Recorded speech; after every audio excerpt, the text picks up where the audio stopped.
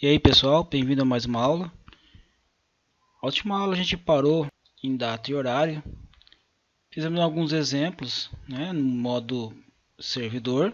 E ficou então faltando aqui duas partes, que é a parte de Design Patterns e trabalhando com o TF8 para finalizar a parte de práticas de programação. Lembre-se que no manual do PHP existe a referência completa de tudo que está sendo abordado neste curso. O objetivo do site não é explicar totalmente como o PHP funciona, mas sim as melhores abordagens que você pode utilizar no seu dia a dia. Por exemplo, aqui em Design Patterns a gente tem dois parágrafos somente na página principal falando sobre o assunto. E padrões de projeto nada mais é, uma forma de facilitar um código que está muito complexo. E aí você torna ele num nível mais fácil de você trabalhar. Por outro lado, se você tem pouca codificação, e você não tem muita implementação ali dentro, não é necessário utilizar um framework e tornar o seu código mais complexo. Você pode torná-lo então mais fácil para o seu entendimento. Para a gente entender o que eu estou falando, eu vou acessar esse link aqui, Design Patterns, que é também um link dentro aqui do PHP do jeito certo, e ele dá uma explicação um pouquinho maior sobre Design Patterns. Uma das formas que é muito utilizado aí é o padrão Factory, ou fábrica. Com ele você consegue criar um tipo de padrão. Por exemplo, aqui a gente tem um exemplo de uma classe em PHP. Então eu começo com o nome class e o nome da classe. Assim como em ML, a classe ela vai vir com o nome maiúsculo.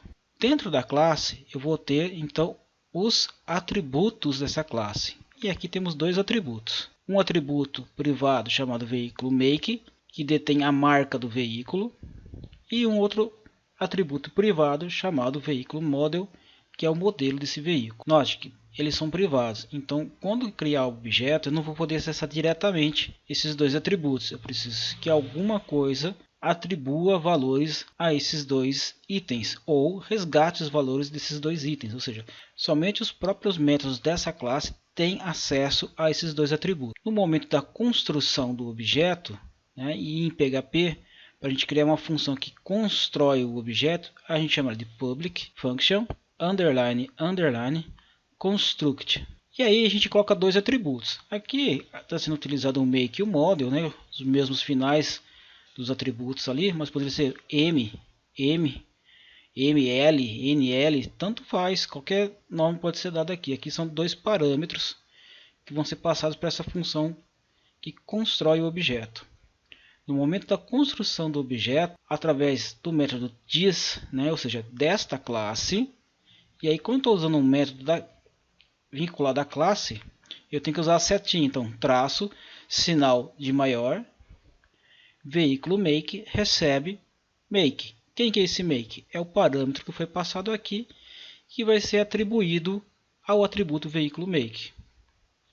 Embaixo a mesma coisa, this aponta para o atributo, então aponta para veículo model, recebe model. Quem que é o model? É o segundo parâmetro que é passado aqui na construção do objeto. Então agora a gente já tem o objeto instanciado, através dessa chamada aqui a gente tem o objeto instanciado com o construtor preenchido. Para mim acessar o que tem dentro desses caras, preciso criar um outro método.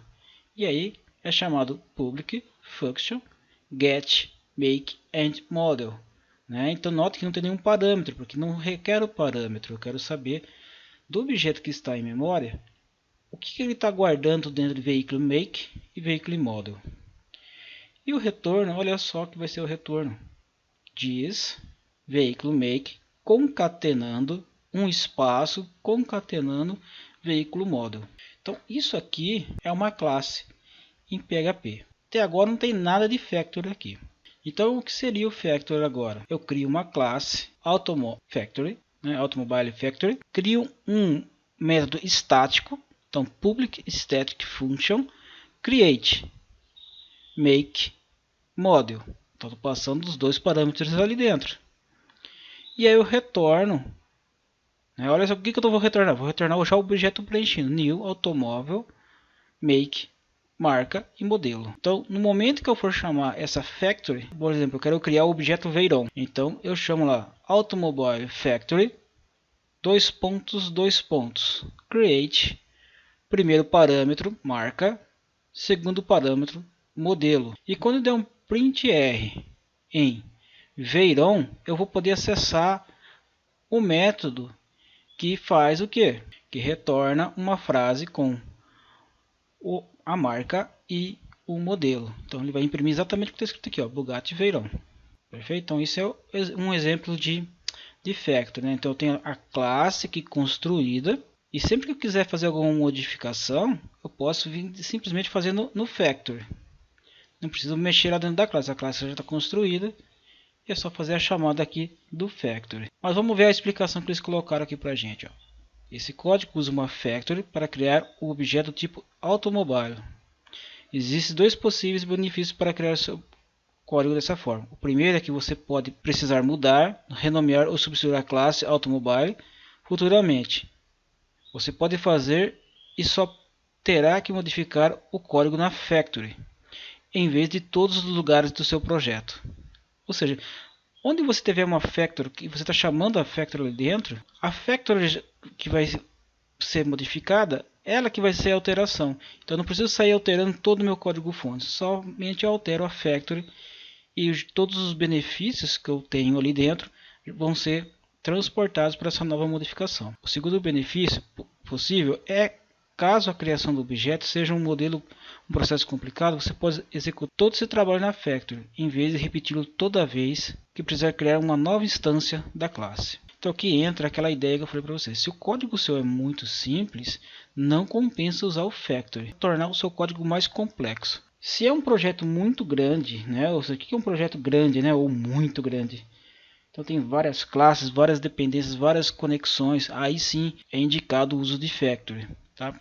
Bom, o que é interessante aqui é que vocês podem utilizar buscar mais informações sobre factory, tá? Em sites como o Wikipedia, falando sobre arquitetura de software, padrões de design de software também, tá? E tem uma coleção de exemplos de implementação. Aqui são outros exemplos, né, do que a gente pode utilizar aí dentro de padrões de projeto, como o Singleton, né, de uma instância única, o Strategy, né, então a estratégia aqui, uma forma diferenciada de você trabalhar, o Front Controller e por fim o Model View Controller, que é o padrão utilizado dentro do Laravel, que é um curso que tem aqui dentro do canal, que eu dei uma paradinha nele, mas a gente vai voltar logo em sequência. Legal, então eu vou deixar para vocês lerem com mais calma essas partes aqui a mais, tá? Aqui, como eu falei para vocês, ele traz uma abordagem bem rápida. Se você quiser algo mais completo, você entra nesses links, tá? Ou simplesmente procura, né, sobre design patterns. Existem bons livros na internet falando sobre isso daí. Voltando para cá, próximo padrão nosso é trabalhando com o TF8. O que é o TF8? Tá? O TF8 é um tipo de codificação aceita para acentuações, para cedilhas, né? Então, ele é um tipo de especificação para operar strings de caracteres Unicode, né? Então, às vezes você está trabalhando em ANSI, né? Ou trabalhando em algum outro tipo de codificação e ela não está presente aí para você. E aí você tem que fazer toda uma modificação, uma adaptação. Então, por exemplo, meu nome é Cristiano José Secanho, tem um acento na letra E. Em outras línguas não vai existir esse acento na letra E, então aí ele não vai entender. E no momento que você gravar no banco de dados, ele vai dar algum errinho, ou na hora da impressão, você, por exemplo, vai fazer uma impressão de certificado, alguma coisa do tipo, e simplesmente na impressão de certificado gera um erro lá no nome da pessoa. Tudo isso aí é problema de codificação, tá? Qual codificação? Codificação da string no momento da gravação. Então é sempre interessante, né, se você está fazendo um site para atuar somente no Brasil, que você marque ele todo como o TF8. Aqui ele está trazendo para a gente algumas funções especiais, por exemplo, strpos, strlen, que são funções para trabalhar com strings. Algumas dessas funções têm um prenome de mb alguma coisa, tá? E esse mb ele está querendo dizer para você que é um tipo função, né, mais complexa que pode trabalhar com outros tipos de string. Essas funções de string MB são disponibilizadas a você por meio do multibyte extensão string. É aqui, acho que ele acabou traduzindo aqui, não precisava, né? Multibyte extension string. E são projetadas especificamente para operar em strings de caractere Unicode. Então, por exemplo, aqui ele não está mostrando ainda, né? Mas olha só, existe uma função para trabalhar com encodamento da string, também como tem o decoder, né? Então existem algumas funções que você pode utilizar para trabalhar aí com o PHP. Tá? Mas isso aí a gente está falando em nível de front-end, mas a gente pode trabalhar no nível de banco de dados. No caso do banco de dados, o collection que existe lá dentro dele, o charset dele, é UTF-8 MB4, e a gente precisa dizer isso para o PDO, que é a conexão que vai fazer com o banco de dados, que ele vai vir receber lá charset desse formato MB4. Um exemplo de conexão com o banco de dados. Primeiro aqui eu estou dizendo internamente ao PHP que vai receber a codificação UTF-8. E também a gente vai enviar para o navegador o mesmo tipo de codificação. Então mp http output, ele vai estar enviando uma codificação UTF-8. A string, por exemplo, aqui está sendo uma string que está usando bastante caracteres especiais. Eu quero uma substring do que está escrito aqui. Ou seja, ele vai de 0 até 15. Aqui embaixo é um exemplo de conexão via PDO com o seu banco de dados. Então, primeira coisa, tem que criar o link da conexão. Então, você chama lá a classe PDO, new PDO.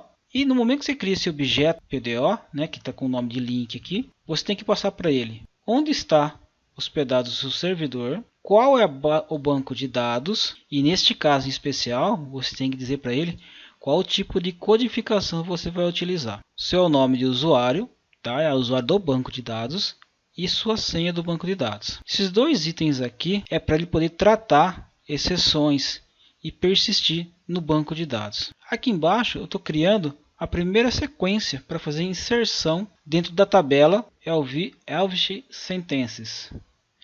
Lá vai ser utilizado, né, os campos que eu vou utilizar para fazer a gravação é o ID e o boy. Depois eu vou passar os valores em values com dois parâmetros, né? O primeiro parâmetro uma interrogação, o segundo parâmetro uma interrogação. Esse handle, né, ele preparou o insert, tá? Quer dizer, por que eu estou preparando ele? Porque eu ainda não coloquei as variáveis aqui dentro. E aí eu estou criando esse, falando, olha, vai vir um parâmetro aí, né? E eu preciso gravar essas informações. Então no parâmetro 1, eu estou falando que é um ID, né? Então está aqui o ID 2 e o segundo parâmetro, que é esse cara aqui, ó, o primeiro parâmetro está aqui, ID 1. No segundo parâmetro eu estou passando a string. E por fim eu executo essa linha aqui com o comando handle apontando para o método execute. Fez isso aqui, ele já gravou no seu banco de dados. Agora, para a gente recuperar o que a gente gravou no banco de dados, preciso fazer um select. Então eu faço lá handle recebe link prepare select tudo from nome da tabela que o ID seja igual ao que foi passado no parâmetro. Então o parâmetro é 1. Quantos parâmetros eu tenho? Tem um parâmetro aqui. Então, primeiro parâmetro. Qual o valor que eu vou atribuir para esse primeiro parâmetro? 1. Qual o tratamento que eu vou dar caso dê algum erro? E depois executo isso aqui. Ele já vai retornar esse valor. O valor que é retornado aqui, eu posso gravar ele dentro de um result set. Então, no meu result, essa variável result aqui, também não é um padrão isso aqui. Tá? Você pode colocar qualquer nome. Ele vai receber esse handle fetch all pdo fetch objeto. Para mim ver isso aqui, tudo isso aqui acontecendo, eu preciso mandar para o front-end. Então nesse mesmo código PHP aqui, eu vou criar o meu header e dentro do meu header eu já vou dizer para ele, olha, ele tem que ser um charset UTF-8. Inicio o meu HTML, nota que tudo isso aqui é HTML.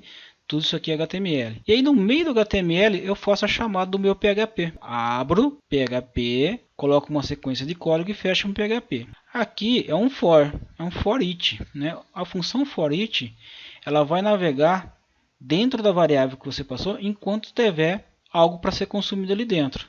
Então vamos supor que aqui retornou várias linhas do meu banco de dados.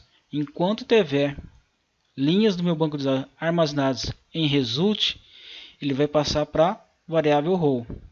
Essa variável row é que eu vou utilizar para acessar o campo que eu quero mostrar na minha página. Então, print row campo body. Então, ele vai sempre fazer essa leitura aqui para mim dessa forma, tá? Bom, pessoal, essa aula fica por aqui. Nós vimos a parte teórica. A próxima aula vai ser a prática dessa aula aqui. A gente vai fazer umas pequenas modificações no código-fonte. Vamos provocar algum erro e ver como a gente sai desse erro. Obrigado, deixa seu like e até a próxima aula.